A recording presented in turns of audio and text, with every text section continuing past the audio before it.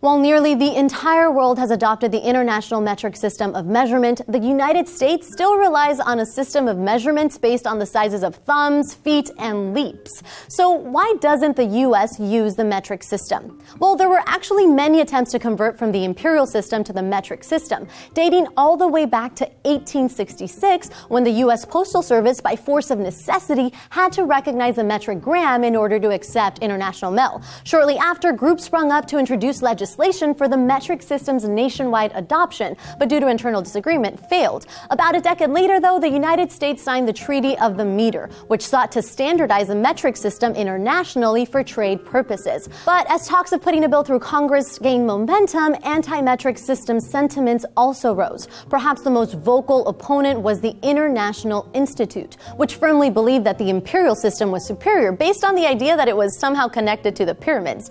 They would sing, "For the Anglo-Saxon race shall rule, then down with every metric scheme, taught by the foreign school." The song also underscores the view of the metric system as foreign francophone invasion. Similar to today, many Americans felt a sense of national pride in using the imperial system, so not converting to metric was a matter of preserving American identity.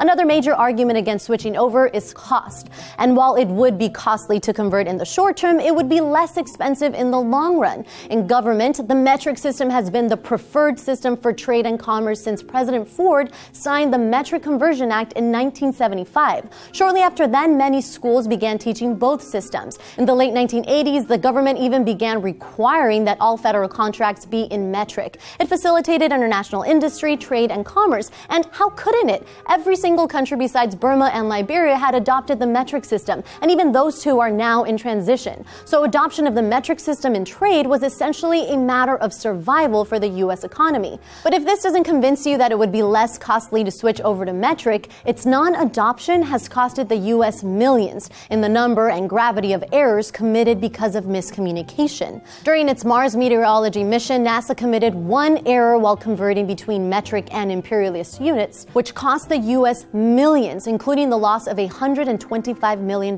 probe.